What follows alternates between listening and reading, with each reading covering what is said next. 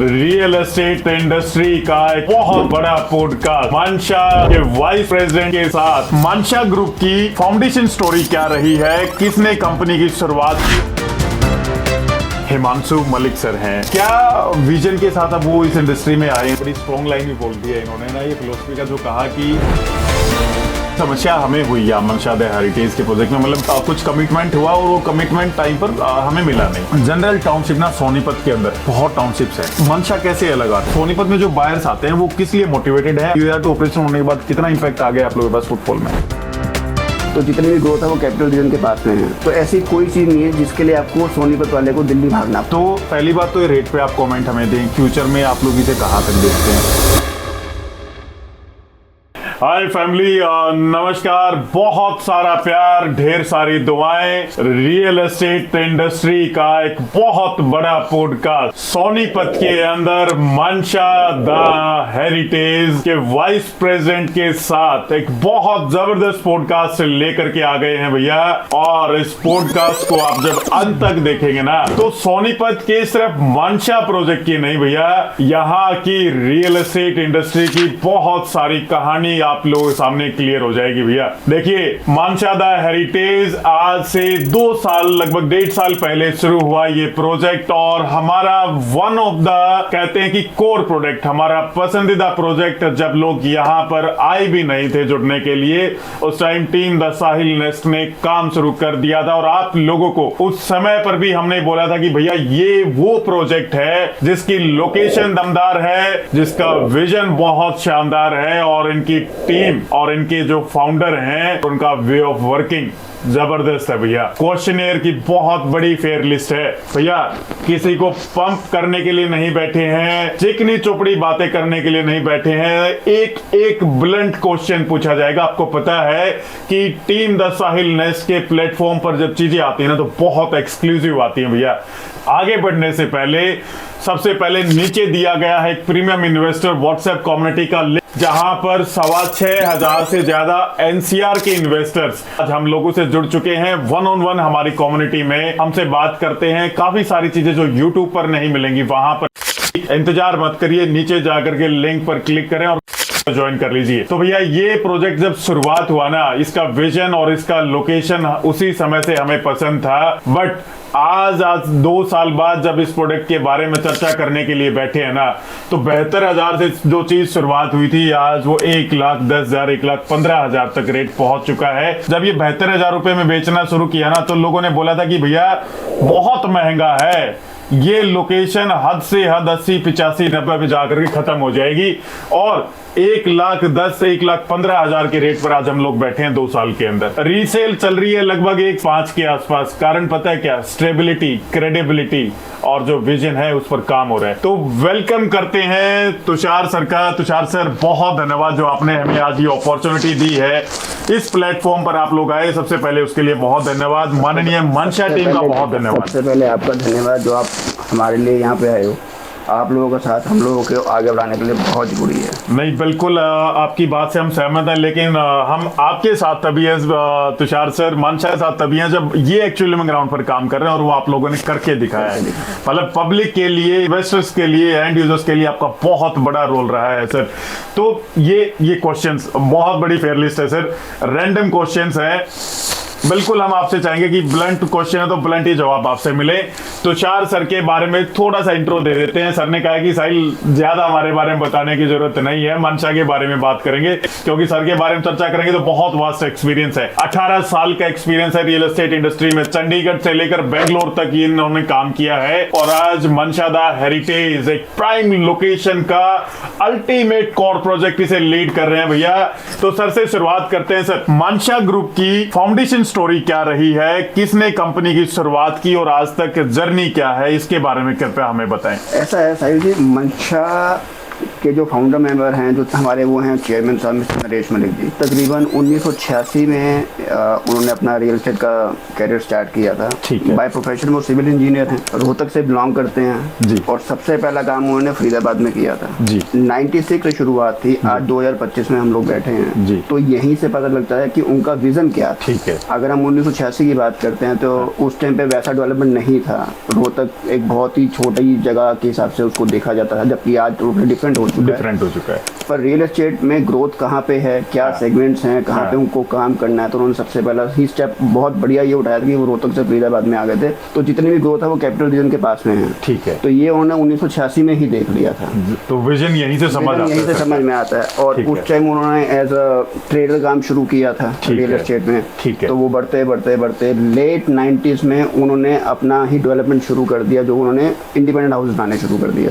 90s के बाद जब उन्होंने इंडिपेंडेंट हाउसेस बनाए तो बीच में एक ट्रेंड आया बिल्डर फ्लोर्स का, तो उन्होंने सबसे पहला कदम वहाँ पे रखा। ठीक है। उसके बाद उन्होंने प्रोजेक्ट एक बनाया पलवल के अंदर मंशा ग्रीन्स के नाम से, और उसी प्रोडक्ट को कईयों ने कॉपी भी किया। ये सन 2000 की बता रहे हैं आप? 2000 अर्ली 2000 की बता रहे हैं। परिवार मतलब जब लोगों के मन में भी ये फ्लोर नहीं आते थे ना, तो उस टाइम तो नरेश मलिक सर ने वो कहानी शुरुआत कर दी थी और एक के बाद एक बढ़िया लोकेशन, बढ़िया प्रोजेक्ट्स हम ऑलरेडी डिलीवर कर चुके हैं। लोकेशन तो सर फैंटास्टिक है पाजी। इनका ना आप कॉमर्शियल जा करके देखें फरीदाबाद के अंदर, मनशा वेगा स्ट्रीट का टॉप नॉच लोकेशन है परिवार। तो सर मनशा ग्रुप ने किस फिलोसफी के साथ शुरुआत की? मतलब सर का एक विजन था, चलो रियल एस्टेट में आना है, लेकिन उनका एक कहते हैं ना कि हर बंदे का एक विजन होता है कि मुझे ये टारगेट करके चलना है, मैं इन लोगों को केटर करूंगा, इनके लिए मैं काम करूंगा। सर की क्या इनिशियल फिलोसफी थी? आप काफी क्लोज हैं सर के। सबसे बड़ी फिलोसफी उनकी ये थी कि जो चीज मैंने शुरू करी है वो चीज मैंने पूरी करनी है, और जो कमिटमेंट करी है, जो मैंने सपना देखा है इसको ऐसा बनाऊंगा, वो वैसा ही बना रहे हैं। सर ने ना मतलब एक सेंटिमेंटल बात भी बोल दी है और एक बड़ी स्ट्रॉन्ग लाइन भी बोल दी है इन्होंने ना, ये फिलोसफी का जो कहा कि जो सपना देखा वो बनाना है और जो कमिटमेंट की है वो पूरी करनी है। ये लाइनें ना नरेश मलिक सर के हम आजू बाजू भी जो लोग देखते हैं ना, जिन्होंने उनके साथ पहले काम किया है, वो हर कोई ये बंदा बोल करके जाता है कि इन बंदे का ना जो विजन है वो जमीन पर उतरता है, जो जुबान है वो मार्केट के अंदर बहुत वैल्यू रखती है रियल एस्टेट में, और ये करके दिखा रहे हैं भैया उस चीज को। तो सर हिमांशु मलिक सर हैं जो अब सर के विजन को आगे लेकर के चल रहे हैं, सेकंड जनरेशन है। क्या विजन के साथ अब वो इस इंडस्ट्री में आए हैं सर, और वो कैसे इसको आगे एक्सपेंशन का प्लान है? जो हमारे बड़े बुजुर्ग कर रहे हैं, हमने वो लेगेसी कैसे फॉरवर्ड करनी है जी। हिमांशु जी सेम वही चीज कर रहे हैं। ठीक है। क्योंकि उनको अपने डैड की लेगेसी, अपने परिवार की लेगेसी पूरी मेंटेन कर रहे हैं जी। 8-9 साल हो गए हैं उनको एक्सपीरियंस है, सिविल बीटेक सिविल इंजीनियर हैं। अच्छा, ये भी सिविल इंजीनियरिंग किया हुआ है इन्होंने जी। तो जैसा जैसा प्लस गाइडेंस है सर की, नरेश जी की जी। तो जैसा जैसा उन्होंने बताया और जैसे जैसे उन्होंने सपने देखे हैं उसी को फुलफिल करने में उनका पूरा सहयोग है। अब मलिक साहब ने 1986 में शुरू किया, आज इनको 10 साल हो गए हैं हिमांशु जी को। तो नई सोच नया और क्या लेके आ सकते हैं और क्या बेटर कर सकते हैं, ठीक है। तो पूरा सहयोग है उनका कंपनी में। तो सर एक छोटा सा एक्सपीरियंस हम शेयर करते हैं परिवार आप लोगों के साथ। जब मनशा द हेरिटेज में हमने काम शुरू किया ना, तो बिल्कुल इनिशियली फेज था, 3-4 महीने हुए थे, और एक छोटी सी समस्या हमें हुई या मनशा द हेरिटेज के प्रोजेक्ट में। मतलब कुछ कमिटमेंट हुआ और वो कमिटमेंट टाइम पर हमें मिला नहीं, बट हमने कोऑर्डिनेट किया नरेश मलिक सर को राइट आफ्टर वो समस्या जैसे हमारे सामने आई। मतलब एक होता है कि जब आप सीनियर मैनेजमेंट को अप्रोच करते हो वहां तक कोऑर्डिनेट कर लेते हो, लेकिन जब कंपनी या मालिक तक आप पहुंचते हो ना, तो वहां पर संपर्क ही नहीं हो पाता है बहुत सारी कंपनीज में। परिवार यहाँ ना नरेश मलिक सर के साथ या हिमांशु सर के साथ एक ऐसा व्यवहार है कि नीचे से नीचे सतर पर बैठा हुआ बंदा भी लास्ट लाइन में जो लास्ट मेंबर खड़ा होगा ना, वो भी उन तक रीच कर सकता है। हमने वो चीज पहुंचाई सर उन तक। बहुत ईजी अप्रोच है, बहुत ईजी, और सब चीजें अब जैसे हम लोग भी उनके साथ काम कर रहे हैं, तो कोई भी डिसीजन लेना हो, कोई भी बात करनी हो, प्रोडक्ट के बारे में बात करनी हो, क्या और बेटर कर सकते हैं, हर एक का फीडबैक लेते हैं, सब चीजें खुद देखते हैं, और हम फीडबैक के बाद अपनी वर्किंग अपने एंड पे करते हैं, और जिसका फीडबैक बढ़िया होता है या जो सही इम्प्लीमेंट भी करते हैं, उसको पूरा आगे आप ये मानो कि उसके लिए तो दुनिया खुली है, उसने, क्योंकि जो भी करना है वो कंपनी के लिए और प्रोडक्ट के लिए करना है। सर मतलब मैं वही चीज कंटिन्यू करता हूँ कि उसमें मतलब विद इन ए डे। आज हमारी बात हुई समस्या को लेकर के, नेक्स्ट डे खुद फोन करके सर ने वो सॉल्यूशन दिया कि साहिल ये समस्या ऐसे थी, ये रिजोल्व कर दी गई, ये इसे 15 दिन का टाइम लगेगा, 15 दिन में समस्या खत्म। 14 दिन नहीं होते सर, 13 दिन के अंदर समस्या खत्म हो गई। परिवार ये चीजें ना, एक एक्सपीरियंस हम आपको इसलिए शेयर कर रहे हैं कि वहां जो चीजें होती है ना, जो ग्राउंड पर होती है, वो हम लोग बता सकते हैं। और मनशादा हेरिटेज के साथ जुड़ने का सबसे बड़ा और इसे सरवाइव करने का सबसे बड़ा कारण यही है कि लोगों की जुबान में दम है भैया। ठीक है सर, प्रोजेक्ट स्टेज और लोकेशन के क्वेश्चनर लिस्ट पर आ जाते हैं। हेरिटेज लगभग 2023 के आसपास ये लॉन्च हुआ, मनशादा हेरिटेज। मनशादा हेरिटेज के बारे में बात करेंगे। परिवार अपने सवाल जो आपने भेजे हैं ना, वो सारे सवाल शुरू हो गए हैं अभी। किस स्टेज पर है सर आज ये प्रोजेक्ट? 2023 से लेकर आज तक की थोड़ी सी जर्नी प्रोजेक्ट के बारे में बता दें सर। आज हम इस ईयर एंड पे यहाँ पे खड़े हैं कि इस ईयर एंड पे हम लोग फेज 1 और फेज 2 का प्रोजेक्ट देने वाले हैं। ठीक है। ऑलरेडी रोड्स का काम शुरू हो चुका है, DSP हो चुकी है, ग्रीन एरिया डेवलप हो चुका है, SCP पूरा हो गया है। ठीक है। अब बहुत जल्दी ये RC का काम शुरू हो जाएगा क्योंकि अभी NGT आने वाला है, तो हमने स्पीड और तेज कर दी है काम की। जो हमारी कमिटमेंट है कि हम ईयर एंड पे शुरू देंगे, तो हम उसी पे अपनी टाइमलाइन के हिसाब से चल रहे हैं। ठीक है। तो ये जो फर्स्ट फेज लॉन्च हुआ था, मतलब आपका समवेयर अराउंड 2023 में लॉन्च हुआ था, कितने एकड़ से शुरू हुआ और अब कितने एकड़ तक एक्सपेंशन कर चुके हैं? टोटल एरिया हमारा जी है अभी फेज 1 और फेज 2 मिला के अराउंड 27.5 एकड़ है। ठीक है, चल रहा है। ठीक है। अभी हमने थोड़ा सा लैंड इसमें एक पैच था वॉल लिया है। ठीक है। प्लानिंग है और आगे जाने की एक्सपेंशन का प्लानिंग पूरा है, पर देखो आगे क्या क्या चीजें रह जाती हैं जी। क्योंकि एक्सपेंशन करने में कोई प्रॉब्लम नहीं आती है। प्रॉब्लम ये आती है कि जो चीज हम डिमांड कर रहे हैं, क्योंकि जो चीज हम लेके आना चाहते हैं, उससे सब कुछ आसपास में रहेगा तो ज्यादा बेनिफिट होगा जी। Sector 83, 84 one of the prime location sectors, जो आर जोन के सेक्टर्स हैं परिवार, सोनीपत NH44 पर नेशनल हाईवे, दिल्ली से चंडीगढ़ का सबसे पुराना मेजर हाईवे से NH1 भी कहा जाता था। सर इतना बड़ा पार्सल है, मतलब दिल्ली से शुरुआत करते हैं चंडीगढ़ तक चले जाएं, सोनीपत और उसके अंदर 83 और 84 सेक्टर की ये लोकेशन, कोमासपुर गांव की लोकेशन आती है। मतलब क्या ऐसा स्ट्रेटेजिक लगा आप लोगों को यहाँ, ये जो आपने लैंड को सिलेक्ट किया? देखिए, जैसा मैंने आपको पहले बताया था कि सर ने शुरुआत करी थी रोहतक से और काम शुरू किया था फरीदाबाद से जी, तो वो एक रीज़न है। अगर हम दिल्ली NCR की मार्केट की बात करते हैं रियल एस्टेट की, तो जितनी प्रॉक्सिमिटी दिल्ली के पास की होगी उतनी वो चीज़ बढ़िया बनेगी। ठीक है। उतना ही हमारे बायर्स को फायदा होगा, उतना ही हमारे इन्वेस्टर्स को फायदा होगा। ठीक है। और वो एक अलग चीज बन के आती है। आज अगर हम सोनीपत की बात करते हैं, तो कोई आप मेरे को एक सिटी बताओ पूरे नॉर्दर्न इंडिया में जिसके साथ 7 हाईवे लगते हो सोनीपत के अलावा? सोनीपत के अलावा तो सर कोई भी हमें नहीं। आज ये ईयर शुरू हुआ, हम ईयर बहुत फेमस हो गया है एयरपोर्ट से कनेक्टिविटी के लिए या गुड़गांव से कनेक्टिविटी के लिए, पर लोगों ने मेन चीज मिस कर दी। जो साउथ दिल्ली का बंदा है वो दिल्ली पूरा पार करके नहीं आएगा, वो लिंक रोड से सीधा इस पे आ जाएगा, सोनीपत वाली। अब ये पहले कहा जाता है कि गुड़गांव का जो मेन इन्वेस्टर है या मेन बायर है वो साउथ दिल्ली वाला है। साउथ दिल्ली वाले को अगर एयरपोर्ट से यहाँ 45 मिनट लग रहे हैं, तो साउथ दिल्ली वाले को सिर्फ 1 घंटा 10 मिनट लगेंगे। और दिल्ली में कोई भी काम करने के लिए जाना हो तो 1 घंटा कहीं नहीं गया। हम तो UR2 से सर अभी मात्र 45 मिनट के अंदर गुड़गांव पहुंच जाते हैं। मतलब सोनीपत को एक तरफ तो सेक्टर 23 वाली जो लोकेशन है, जो स्पर रोड है, वहां से कनेक्ट कर दिया है, एक अलीपुर से कनेक्ट कर दिया है। 334 बिल्कुल बीचों बीच दे दिया है। इसमें एक प्लस पॉइंट और मैं ऐड ऑन करना चाहूंगा कि बहुत वाइड फ्रंटेज है। बहुत वाइड फ्रंटेज। क्या फायदा होता है सर वाइड फ्रंटेज का? क्यों मतलब लोग पीछे भागते हैं वाइड फ्रंटेज के? जब हम इस हाईवे पे चल रहे हैं ना, तो ये मनशादा हेरिटेज नहीं है। ठीक है। जो भी यहाँ पे बायर हैं, जो यहाँ पे रहेंगे, ये एक एड्रेस बनेगा, क्योंकि ये वो हाईवे है NH1 और 44, जिसपे एक गेटवे आप कह सकते हो पूरा नॉर्दर्न इंडिया का। ठीक है। कोई साउथ से आ रहा है, कोई वेस्ट से आ रहा है, कोई ईस्ट से आ रहा है, जिसमें वैष्णो देवी जाना है, जिसमें मनाली जाना है, जिसने अमरनाथ के दर्शन करने आना है, उन सब का रूट यही है।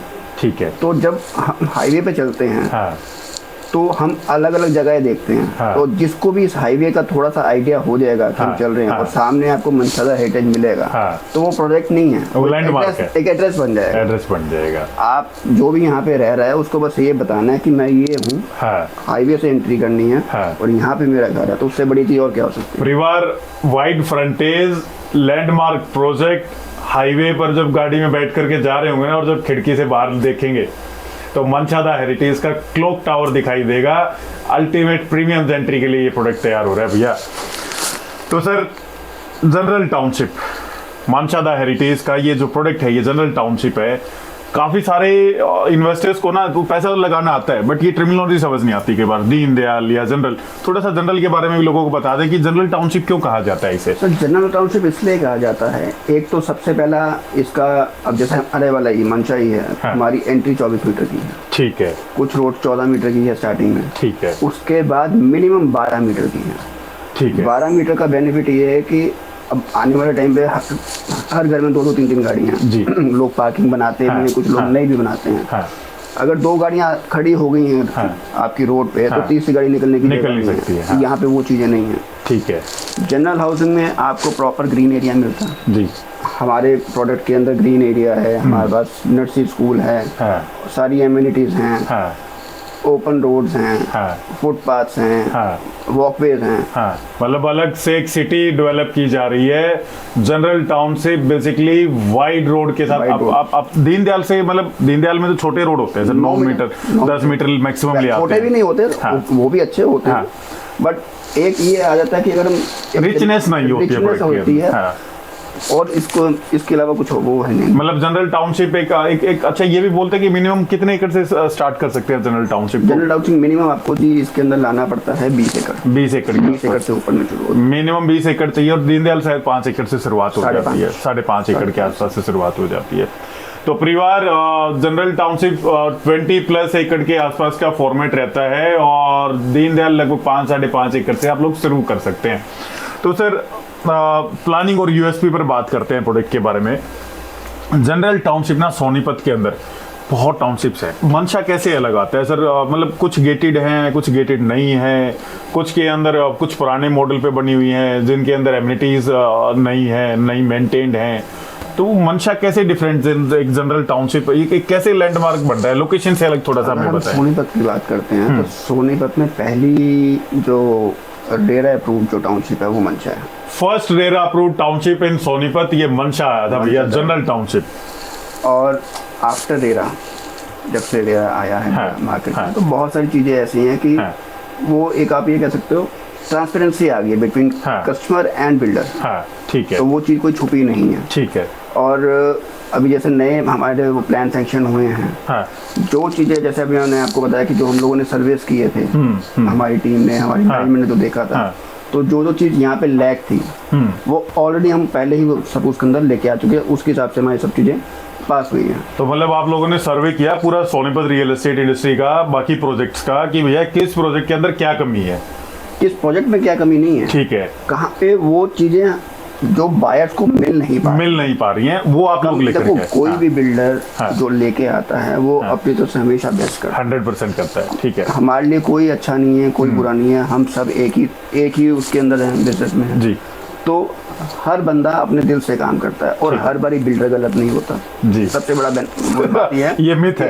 ये मिथ है कि हर बारी बिल्डर गलत नहीं होता। हाँ, कई बारी लोग भी वैसे मिल जाते हैं। अब हम बड़ी छोटी सी बात करते हैं मेंटेनेंस को लेके। हाँ, आपने भी मेरे से कई बारी पूछा है हाँ, कि मेंटेन कैसे कर रहे हैं, हाँ, बाकी नहीं कर पा रहे हैं। हाँ, और बिल्डर कभी अपने एंड पे ये नहीं करता कि मैंने बना दिया उसको छोड़ दूं। हाँ, ये लोगों को भी समझना पड़ेगा कि अगर हम एक अच्छी जगह पे रह रहे हैं तो हमें उसे मेंटेन कैसे करना है। पैसा वो पैसे का काम पैसा ही करता है। वो कहते हो जितना गुड़ डालेगा उतना ही मीठा मिलेगा। तो चीजें अच्छी चाहिए तो पैसा तो खर्च करना ही पड़ेगा। एक ना सोनीपत के अंदर एक बिल्डर और है भैया इसी प्रकार का, सर ने बड़ा अच्छा ये पॉइंटर रखा है कि हर बार ना बिल्डर गलत नहीं होता है, लोगों की मंशाई भी गलत हो जाती है जो उसके अंदर पैसा डाल करके बैठे हैं। सबसे बड़ा गेम जो होता है वो फाइनेंशियल लॉबी खराब करती है, इन्वेस्टर लॉबी नहीं, फाइनेंशियल लॉबी। और भैया जो ये शॉर्ट टर्म वाले गेम खेलने आते हैं ना, ये अगर स्टक हो जाते हैं तो बिल्डर को भी मारते हैं। मानशादा हेरिटेज ने ना एक बड़ा प्यारा काम यहाँ पे ये किया कि प्रोफाइल की स्क्रीनिंग भी किया इन लोगों ने इनिशियली इस प्रोजेक्ट को चलाने के लिए। ऑलमोस्ट 70% प्रोजेक्ट को इन्होंने मतलब प्रोफाइल स्क्रीन करके बेचा भैया, कि कोई गलत बंदा हमारे प्रोडक्ट के अंदर ना आ जाए, चीजें स्टक ना हो जाए।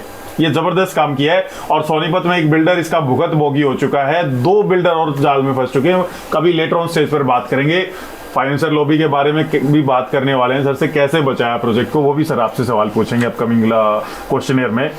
प्राइस इंक्रीमेंट, अच्छा प्राइस इंक्रीमेंट से पहले हम ये जानना चाहेंगे सर कि आप लोगों ने लाइक एमिनिटीज जैसे भी बात कर रहे थे, रोड है, सीवर है, ग्रीन पार्ट है, या आपका बाकी जो भी एमिनिटीज आती हैं, तो क्या वो एक जो मंथली मेंटेनेंस ली जाती है उसी से चीज़ें सारी आप लोग मेंटेनेंस निकाल देते हैं, या फिर बिल्डर के अपनी तरफ से भी कुछ इसमें एफर्ट्स जाते हैं, या वो सारा क्लाइंटेज से ही चीज़ें कोप अप हो जाती हैं? अगर मेरी चीज़ है हाँ। तो मुझे तो मेंटेन करनी पड़ेगी। ठीक है। कोई नहीं भी करेगा तो मैंने अपना नाम खराब नहीं करना है, ये सोच अगर बिल्डर की नहीं है हाँ। तो वो चीज़ें मेंटेन नहीं हो पाती हैं। ठीक है। यहाँ पे हम थोड़ा सा मालिक साहब का जो विजन है वो डिफरेंट है। ठीक है। बाकी भी प्रोजेक्ट्स हमारे डिलीवर्ड हैं। हाँ। आप कभी वहाँ पे नज़र मारिएगा, आपको पता लगेगा कि कैसे चीज़ें मेंटेन हो रही गए हैं सर, हम लोग फरीदाबाद के इनके प्रोडक्ट्स में गए हैं भैया, मतलब अभी हैबिटेशन आना ही शुरू हुआ है और वो शायद मेंटेनेंस ले रहे हैं या नहीं ले रहे हैं हमें आइडिया नहीं है, बट वेल मेंटेन्ड प्रोडक्ट है जो भी बनाया हुआ है, ये हमने देखा है उधर इनका। ये मतलब मंशा का इस बारे में सर भी कह रहे हैं, हम लोग भी इसको गवाही दे सकते हैं कि भैया सिर्फ क्लाइंट के भरोसे नहीं है, मंशा अपने प्रोजेक्ट्स को मेंटेन करने की क्षमता रखता है।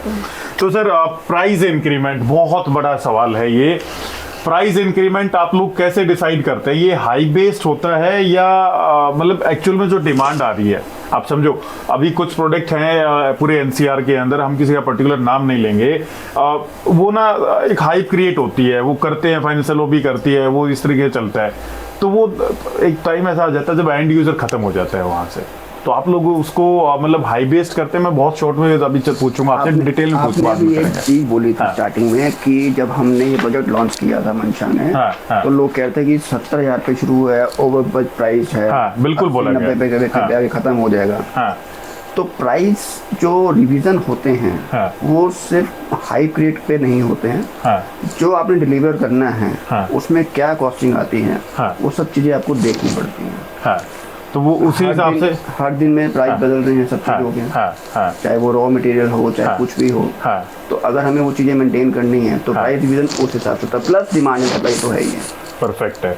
तो मतलब हाई बेस नहीं है, जो मार्केट की महंगाई हो रही है जिस हिसाब से फर्दर आप एक्सपेंशन करेंगे तो लैंड बाइंग का जो कॉस्ट बढ़ता जा रहा है वो तो है ही है, उसके जो अभी एग्जिस्टिंग हमारे पास उसमें भी कॉस्ट इन्फ्लेट होता है। अगर हम अभी जैसे मैंने आपको मलिक साहब का बताया कि उनका ये होता है कि यार ये चीज़ ऐसे नहीं हो रही है, इसमें मज़ा नहीं आया, हमें थोड़ा और अच्छा करना चाहिए, तो उसमें वो चीज़ें सब काउंट होती हैं। तो सर अभी जो एंड प्रोडक्ट जब आपको मिलेगा तो उस टाइम पे जब बायर खुद आके ये बोलेंगे ना नहीं आप बहुत बढ़िया चीज़ बनाई है, तो वो हमारी जीत है। ये एक सवाल मेरा आपसे इन बिटवीन ये आता है कि मतलब इन बिटवीन भी प्लानिंग अपग्रेड कर सकते हैं मलिक साहब की? इन बिटवीन उनको लगता है कि ये चीज़ हल्की है यार, इसको मजबूत कर लेते हैं, वो कर देते हैं? करते हैं, बिल्कुल इन बिटवीन अपग्रेड कर देते हैं। उसका असर प्राइसिंग पे एग्जिस्टिंग के लिए नहीं पड़ता है, नए वाले के लिए, नए वाले में तो ऑब्वियसली थोड़ा बहुत तो आएगा ही आएगा। ये परिवार रोड का भी एक जो इंटरनल रोड है ना, तो इसके लिए भी काफी चर्चा हुई। सर ने पहले मतलब इनका कोशिश ये था कि ब्लैक टॉप रोड बना देते हैं, फिर मलिक सर को इनपुट गया कि नहीं भैया आगे की तरफ टाइल लगाए, इंटरलॉकिंग टाइल्स लगाएं, वो ज्यादा मजबूत स्टेबल होती हैं। उन्होंने वो ब्लैक टॉप रोड्स को हटा करके इंटरलॉकिंग टाइल्स इनिशियली फेज में लगाया, सर वो अपग्रेड किया। यहाँ पर पहले ब्लैक टॉप रोड की प्लानिंग थी बिल्कुल इनिशियल फेज के अंदर, बट उनको फीडबैक गया कम्युनिटी से कि ये ब्लैक टॉप रोड ना उखड़ जाता है बार बार, तो आप इसे इंटरलॉकिंग टाइल्स से करें। नहीं, इसके अंदर थोड़ा सा अपग्रेड हम और कर रहे हैं, वो बहुत जल्दी आपको बता देंगे।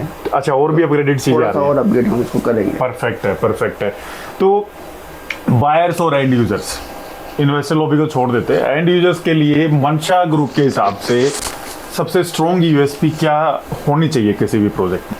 आज अगर हम सोनीपत मार्केट की बात करते हैं और जहाँ पे हम बैठे हैं उसकी बात करते हैं, तो ये सबसे बढ़िया अपॉर्चुनिटी है एंड यूजर के लिए सस्ता सामान खरीदने की। सस्ता सामान तो भैया सर ने 1, 10, 1, 15 तक रेट पहुंचा दिया है, और अभी सर ही कह रहे हैं सस्ता। तो समझ लो जब 70 का रेट था और उस टाइम पर लोग महंगा कह रहे थे, जब आज ये आप लोगों को महंगा लग रहा है तो सर आज भी सस्ता कह रहे हैं। तो 2 लाख रुपए गज तक का टारगेट है NH44 के ऊपर।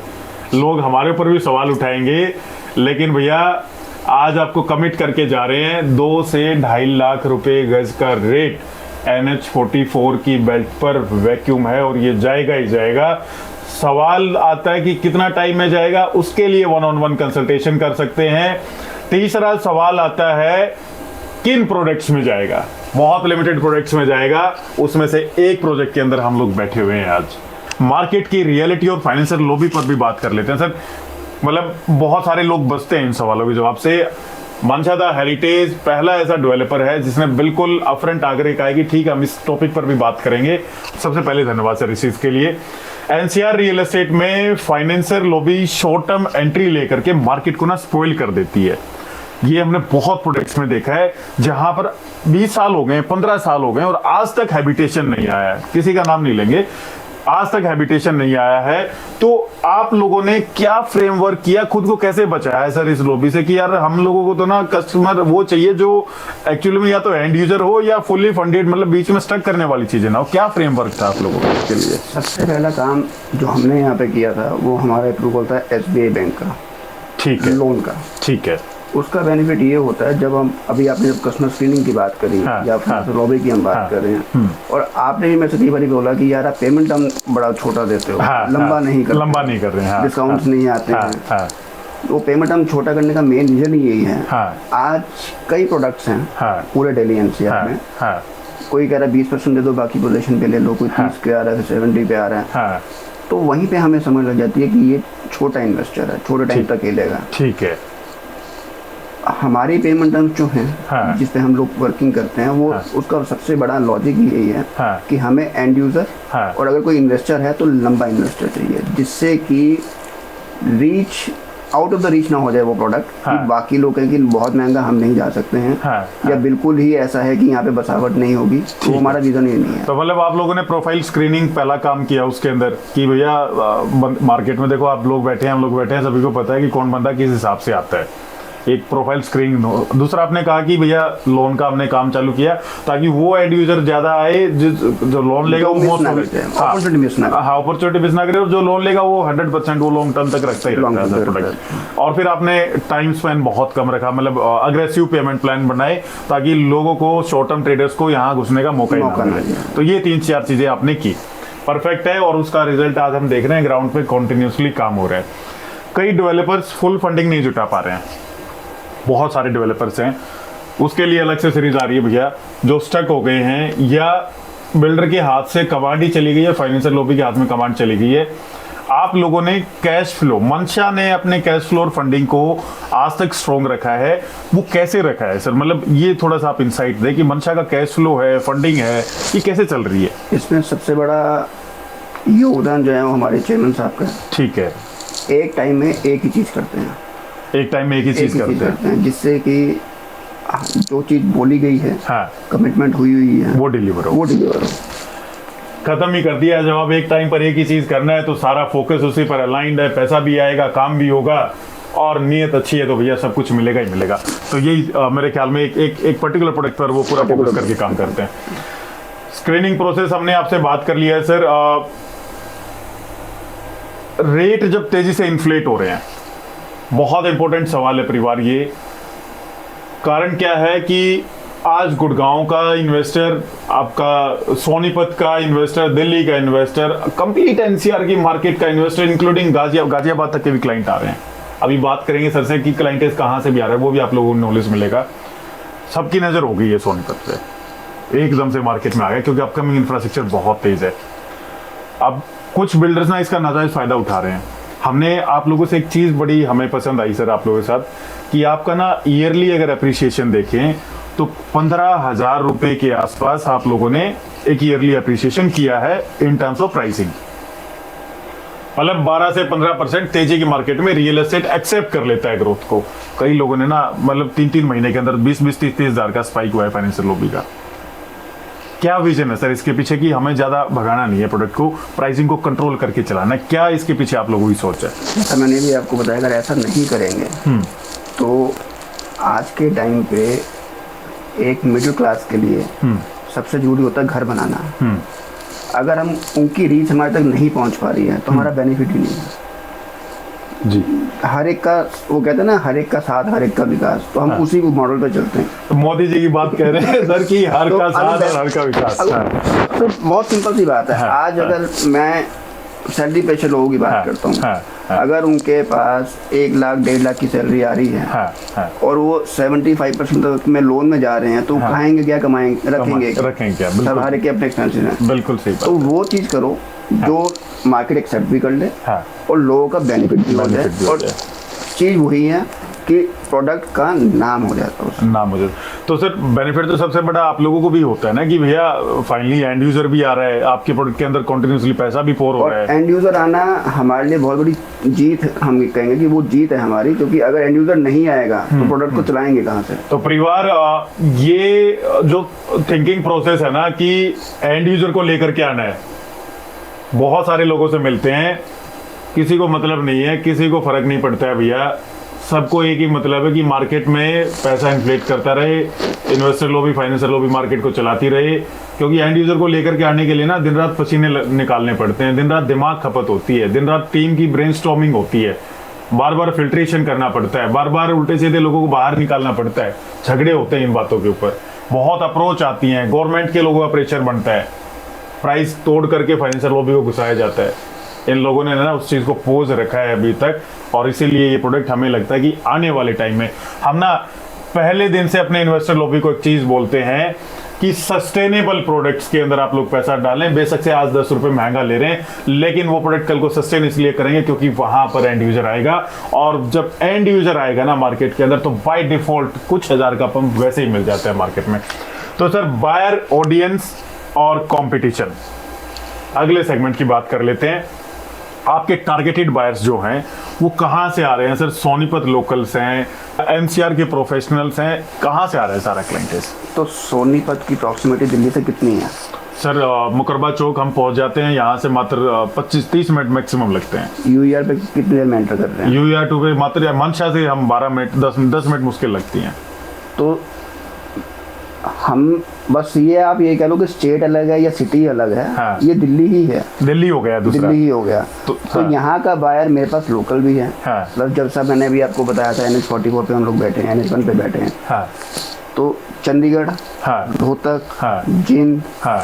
अब दिल्ली देहरादून एक्सप्रेस बन रहा है तो ईस्ट दिल्ली, नोएडा, ये सारा क्लाइंटेल जो है वो अब यहाँ पे आ रहा है। थोड़ा सा दिल्ली देहरादून एक्सप्रेसवे की कनेक्टिविटी बताएंगे सर, यहाँ से कैसे? दिल्ली देहरादून ये जो 334 में हमारा बागपत वाला कनेक्ट हो रहा है, तो वहाँ पे वो सेकंड एग्जिट होगी। उसकी पहली एग्जिट है जो हमारा KMP पे, KGP पे जो हमारा पहला एग्जिट आता है, ठीक है, तो वो एलिवेटेड वहाँ पे खत्म हो रहा है, उसके बाद हम KGP पे ऊपर आया है। सेकंड एग्जिट हमारी ये बागपत वाले पे जा रही है। तो इसका मतलब ये गाजियाबाद और मेरठ और ये बागपत साइड इस तरफ की बेल्ट भी अब सोनीपत के अंदर आ रही है। सबके लिए रास्ता खुल गया सर, सबके लिए खुल गया, रास्ता खुल गया। तो पैन NCR मतलब आप सोनीपत सेंटर है, एक तरफ South Delhi, West Delhi, North Delhi बैठा है, एक तरफ पानीपत बैठा है। अच्छा, सोनीपत के लोकल्स के बारे में ना बड़ा एक हवा ये होता था कि भैया पानीपत के लोगों की तो बड़ी बाइंग कैपेसिटी है, वहां तो रेट बहुत ज्यादा होते हैं।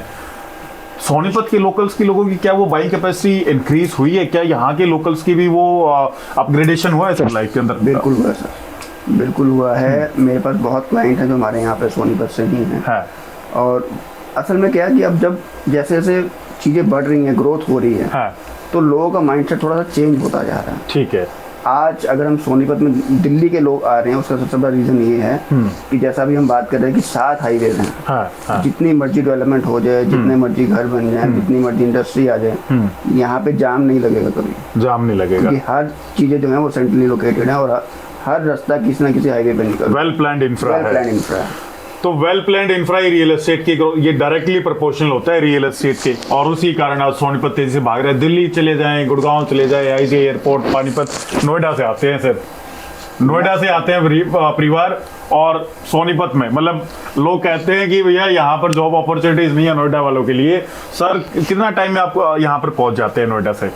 मेरे को सुबह मैक्सिमम 1 घंटा लगता है, 1 घंटे के अंदर नोएडा से के टाइम 1.25 घंटा गया तो सकता है। तो परिवार ये कनेक्टिविटी ना आपको मतलब कहीं और नहीं मिल सकती है, जबरदस्त चीज। अच्छा सर, यहाँ पर अब एक चीज ये पूछ लेते हैं, सोनीपत में जो बायर्स आते हैं वो किस लिए मोटिवेटेड हैं? Either motivated for lifestyle, affordability, या दिल्ली की प्रॉक्सिमिटी?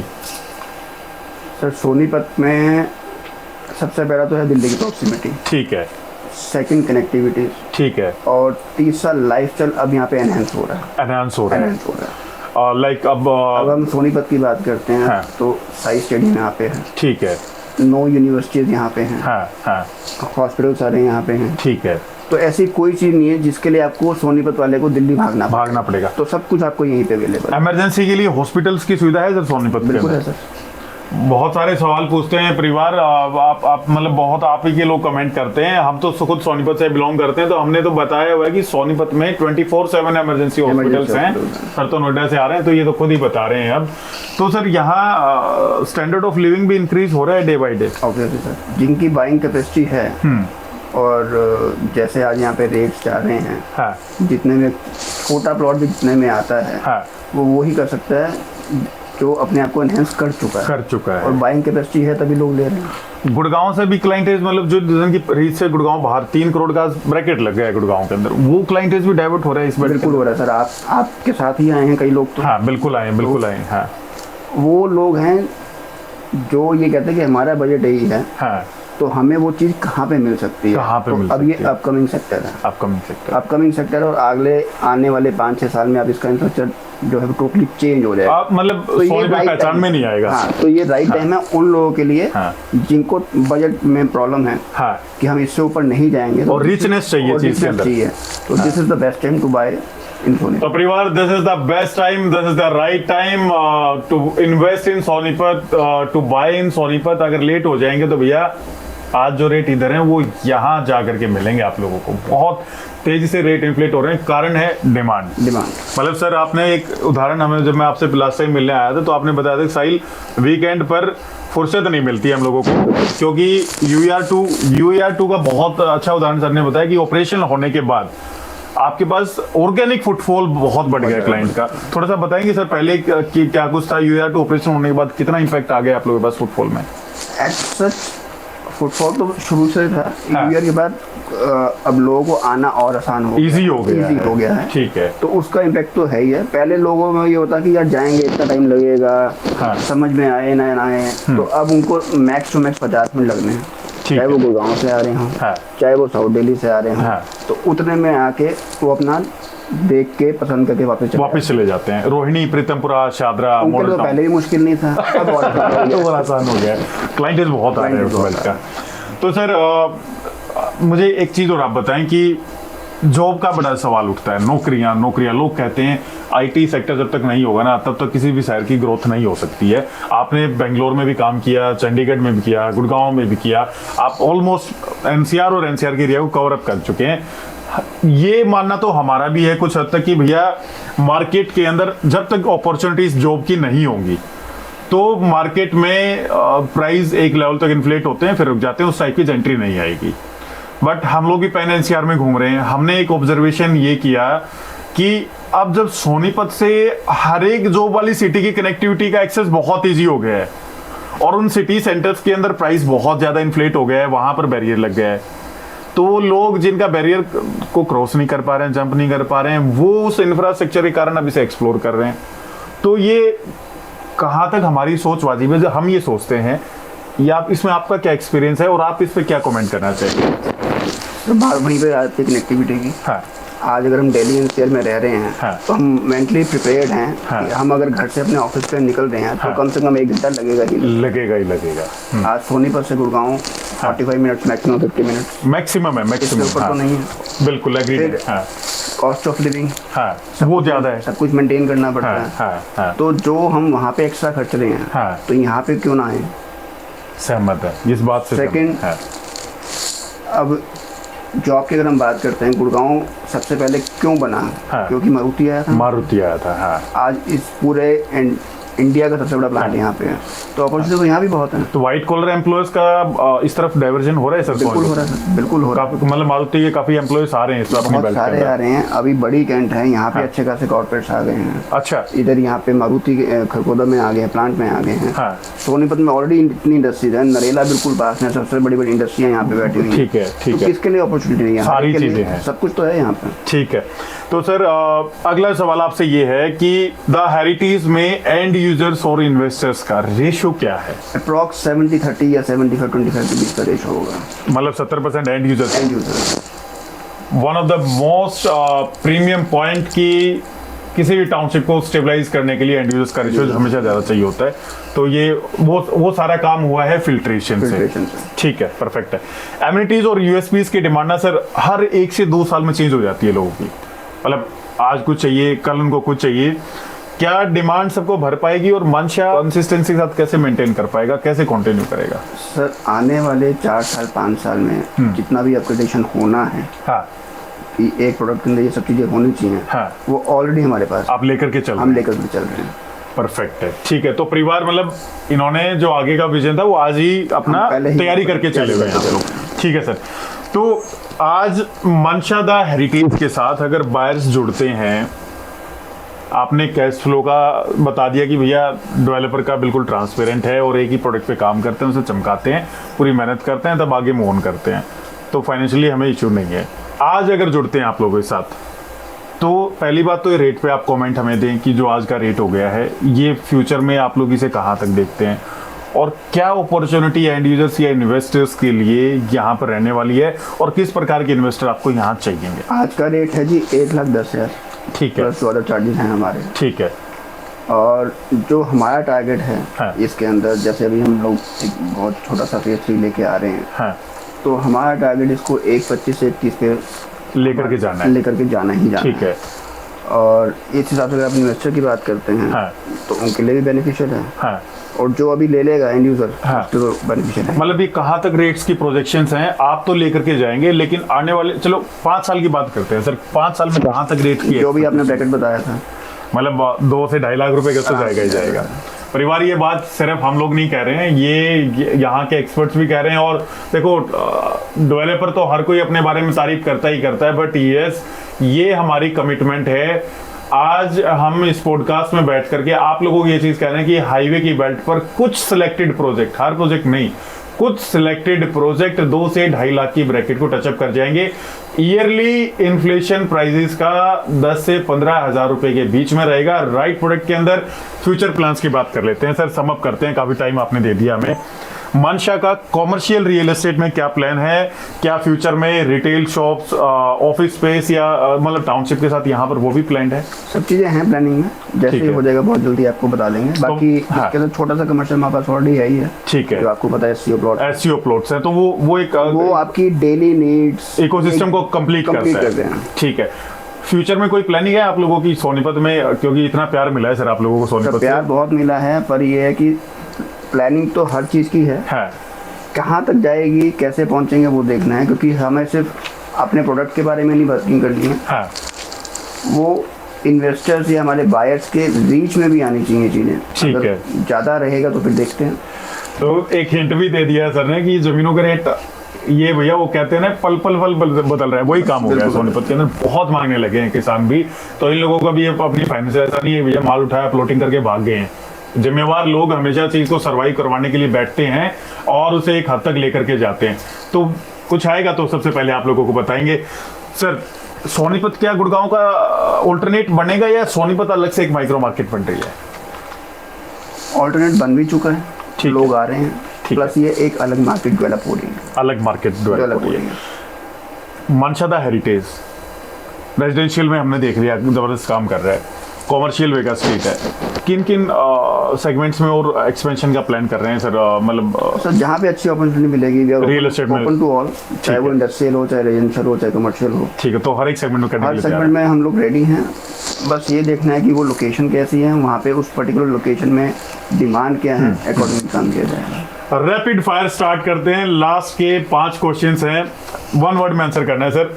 मंशा द हेरिटेज इन 1 वर्ड, एक शब्द में क्या कहेंगे? जैम। जैम प्रोडक्ट है मंशा द हेरिटेज। आकर के देखेंगे ना तो खुद भी लगेगा भैया आप लोगों को, प्राइम लोकेशन है। जब सामने से तेज आता है ना सूरज का, और जब आप फेस करके खड़े होते हैं तो दिल बाग बाग हो जाता है। सोनीपत का फ्यूचर एक लाइन में, अपॉर्चुनिटी। वर्ड में ही खत्म कर दिया सर ने, तो लाइन ही नहीं बोली। अपॉर्चुनिटी, अल्टीमेट लेवल की अपॉर्चुनिटी है सोनीपत में। कितना टाइम तक लोगों को मिल सकती है सर? कितना मतलब 6 महीने, 3 महीने, साल भर, कितना टाइम में बाउंड करेंगे? अभी ग्रोथ लंबी है, अभी ग्रोथ लंबी है, ग्रोथ लंबी है। तो लेकिन फिर वही चीज है, लेट हो जाएंगे अगर जितना पीछे जाएंगे, जल्दी आना पड़ेगा। इन्वेस्टमेंट या एंड यूज किसे ज्यादा रिकमेंड करेंगे मंशा द हेरिटेज को? तो एंड यूजर्स आए और आकर के अपनी चीजें देखें। इन्वेस्टमेंट करने के लिए भी आप लोग आ सकते हैं, बट स्टेबल इन्वेस्टर्स आए भैया, वो कच्चा ट्रेडर यहाँ पर नहीं चाहिए। सोनीपत का सबसे अंडररेटेड यूएसपी क्या है जो लोगों को लगता है पता ही नहीं है मार्केट सोनीपत के बारे में? ग्रोथ। प्राइस का ना, मतलब लोगों को ये लगता था कि 60-70-80 हजार सोनीपत की मार्केट के अंदर रहेगा, इससे आगे नहीं जाने वाली है। 2.5-3 लाख रुपए गज का भी रेट जाएगा। ये 2-2.5 तो मैंने बोल दिया है, 3 तक के रेट को भी टच करने की कैपेसिटी रखती है NH44 की बेल्ट आने वाले सालों में। बिल्कुल राइट चीज सर ने बोला है। अगर आपको खुद हेरिटेज में एक प्लॉट लेना हो तो टाउनशिप का कौन सा हिसाब चुनेंगे सर आप, और क्यों? सेक्टर 83 वाला। सेक्टर 83 कारण क्या है सर उसका? जब ये सर्विस रोड बन जाएगा, जो बीच से 45 मीटर वाइड रोड निकलता है, हाँ। तो वहां से पीछे तक जो हमारी बेल्ट है, हाँ। सिर्फ 120 मीटर है। सिर्फ 120 मीटर की ग्रीन बेल्ट डिस्टेंस है। अच्छा ठीक है। गेट जहाँ पे लगेगा, हाँ। रोड बनने के बाद, हाँ। लास्ट जो कॉर्नर है वो 110 मीटर है। तो मतलब आप बिल्कुल रोड के साथ में प्रॉपर्टी है। एंटर करते ही आप वहां चले जाएंगे। साइजेस क्या क्या आते हैं उस साइड में? साइज वही 200 से 500 के 200 से 500 के। तो परिवार, ये था इसका एक बहुत शानदार और बेहतरीन पॉडकास्ट। सर के साथ बहुत सारे विचार इनके हमने सुने, इनके नॉलेज को हमने ग्रास्प किया है। आपके सारे सवाल सर से हमने पूछ लिए हैं, कुछ फिर भी बचता है तो नीचे कमेंट आप कर सकते हैं। फिर आपको कहेंगे कि सोनीपत में पैसा डालना है, एनसीआर में कहीं भी पैसा डालना है तो ट्रांसपेरेंट विजन के लोगों के साथ जाएं, सस्टेनेबल ग्रोथ के प्रोडक्ट के साथ जाएं, फाइनेंसर लॉबी जहां पर नहीं घुसी हुई है उन प्रोडक्ट्स में आप लोग जाएं। फाइनेंसर और इन्वेस्टर में फर्क है भैया। फाइनेंसर बहुत कम स्पैन के लिए आता है, रेट को ऐसे इन्फ्लेट करके पंप करके भाग जाता है, एंड यूजर की पॉकेट से चीजें बाहर, एंड यूजर आएगा नहीं, प्रोडक्ट हमेशा के लिए शट डाउन ही पड़ा रहेगा। बहुत उदाहरण है इसके। तो परिवार, मिलते हैं आप लोगों से बहुत ही जल्दी एक नए पॉडकास्ट में। लिए बहुत धन्यवाद सर आपका, आपने इतना समय दिया सब लोगों को। तब तक के लिए नमस्कार, धन्यवाद, जय हिंद।